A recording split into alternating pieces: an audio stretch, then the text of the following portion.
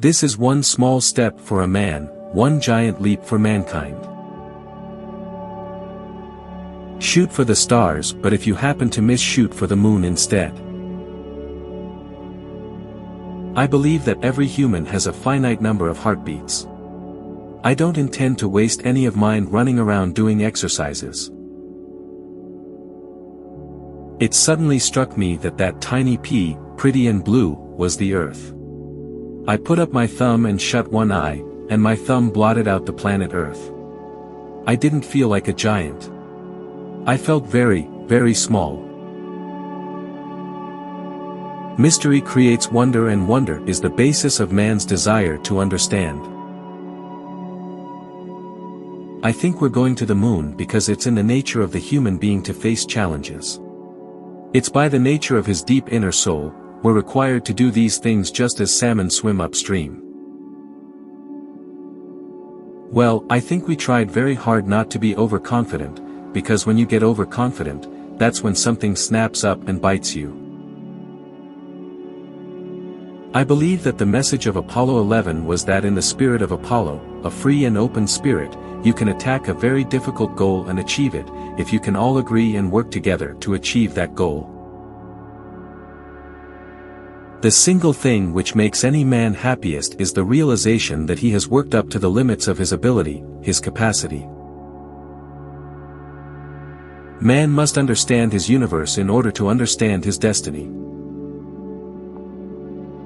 Opportunities will be available to you that you cannot imagine.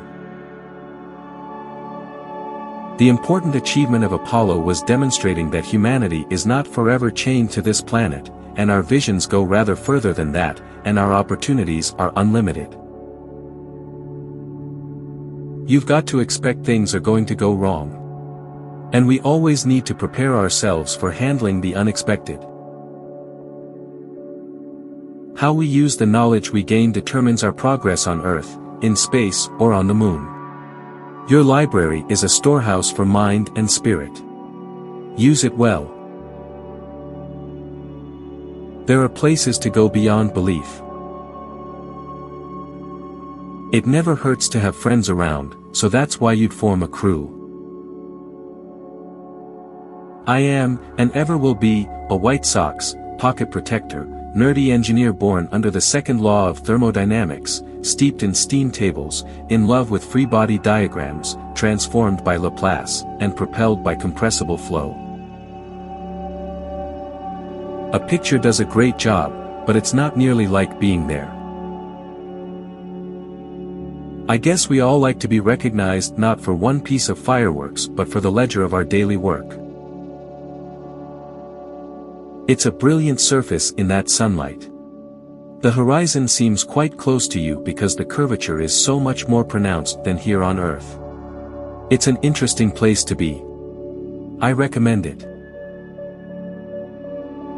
In much of society, research means to investigate something you do not know or understand.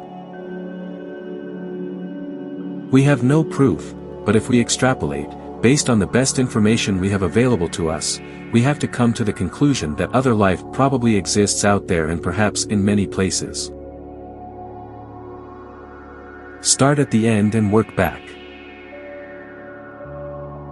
I hope you become comfortable with the use of logic without being deceived into concluding that logic will inevitably lead you to the correct conclusion.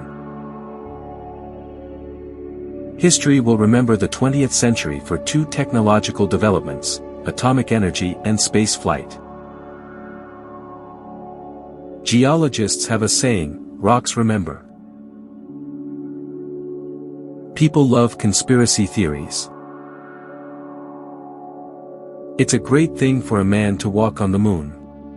But it's a greater thing for God to walk on the earth.